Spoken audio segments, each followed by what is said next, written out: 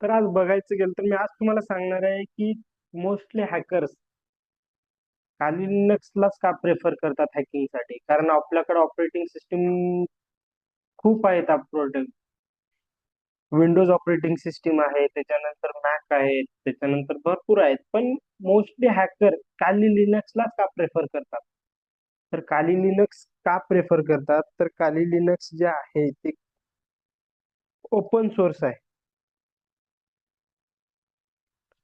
हे जे आहे काली लिनक्स जे आहे ते त्याचं फुल कंट्रोल येतं ओव्हर द कर्नल. ते फुल कंट्रोल येतं.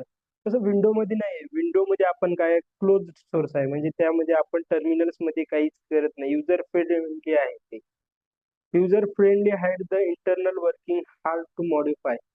म्हणजे युजर फ्रेंडली नाहीये ते, आणि ते मॉडिफाय करण्यासाठी हार्ड आहे. त्यामुळे ते हॅकर जे आहेत ते काली लिनक्स वापरतात. पण त्यामधलं मी एक उदाहरण पण देतो तुम्हाला, प्रॅक्टिकली करून दाखवतो. त्यामध्ये कमांड प्रॉम्प्ट ओपन करतो मी विंडो मध्ये.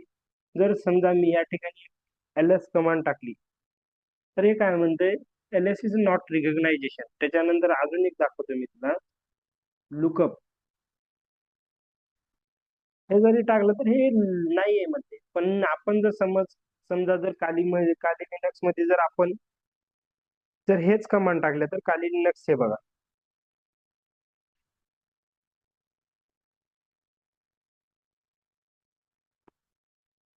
तर यामुळे जे आहे काली लिनक्सला हॅकर्स जे आहेत ते प्रेफर करतात. यामधला आपण कमांड प्रॉम्प्ट ओपन केला, आणि त्यामध्ये जे आहे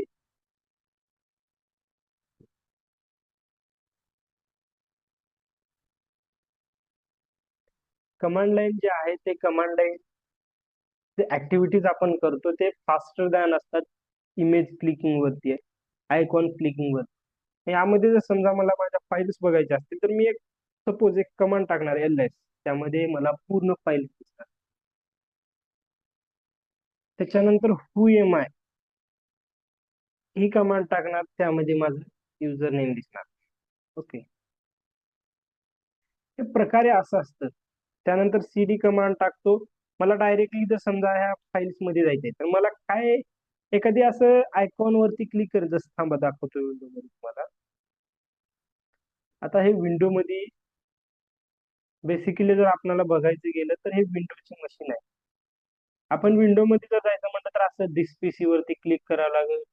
त्याच्यानंतर ह्या फाईल्स मधून आता मी ह्या फाईल्स मध्ये आहे, त्याच्यानंतर मला ह्या फाईल्स मध्ये जायचं आहे, इथे क्लिक करावं लागेल. तर मोस्टली तसं ह्याच्यामध्ये नाहीये. खाली